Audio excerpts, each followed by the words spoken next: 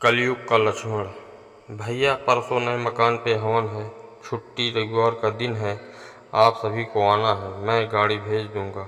छोटे भाई लक्ष्मण ने बड़े भाई भरत से मोबाइल पर बात करते हुए कहा। क्या छोटे किराए के किसी दूसरे मकान में शिफ्ट हो रहे हो? नहीं भैया, ये अपना मकान है, किराए का नहीं है। अपना मकान। भरपूर आश्चर्य के साथ भरत के मुंह से निकला। छोटे, तूने बताया भी नहीं कि तूने अपना मकान ले लिया है। बस भैया, कहते हुए लक्ष्मण ने फोन काट दिया।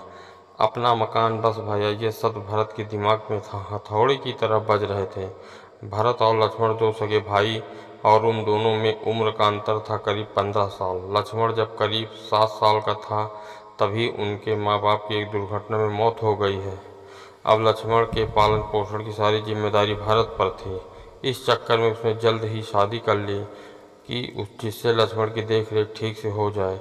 प्राइवेट कंपनी में क्लर्क का काम करते भरत की तनख्वाह का बड़ा हिस्सा 2 कमरे के किराए के मकान और लक्ष्मण की पढ़ाई व रहन सहन में खर्च हो जाता। इस चक्कर में शादी के कई साल बाद तक भी भरत ने बच्चे पैदा नहीं किए। जितना बड़ा परिवार उतना ज़्यादा खर्चा। पढ़ाई पूरी होते ही लक्ष्मण की नौकरी एक अच्छी कंपनी में लग गई और फिर जल्द शादी भी हो गई। बड़े भाई के साथ रहने की जगह कम पड़ने के कारण उसने एक दूसरा किराए का मकान ले लिया। वैसे भी अब भरत के पास भी 2 बच्चे थे, लड़की बड़ी और लड़का छोटा। मकान लेने की बात जब भरत ने अपनी बीवी को बताई तो उसकी आंखों में आंसू आ गए। वो बोली, देवर जी के लिए हमने क्या नहीं किया।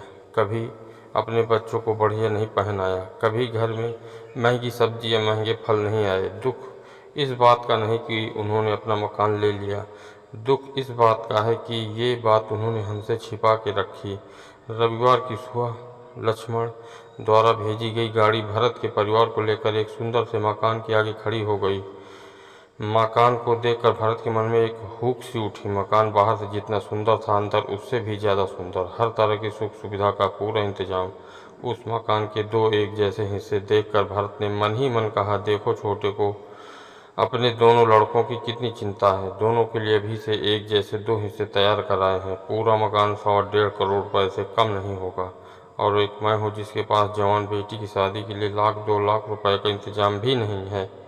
मकान देखते समय भरत की आंखों में आंसू थे, जिन्हें उन्होंने बड़ी मुश्किल से बाहर आने से रोका। तभी पंडित जी ने आवाज़ लगाई, हवन का समय हो रहा है।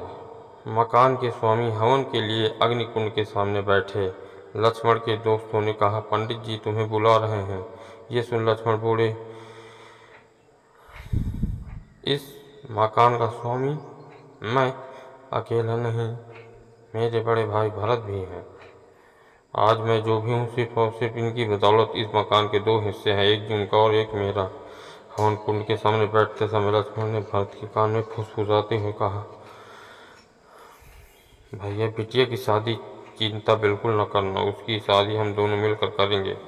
पूरे हवन के दौरान भरत अपनी आंखों से बहते पानी को पोंछ रहे थे, जबकि हवन की अग्नि में धुएं का नामो निशान न था। भरत जैसे आज भी मिल जाते हैं इंसान, पर लक्ष्मण जैसे बिरले ही मिलते हैं इस जहान में।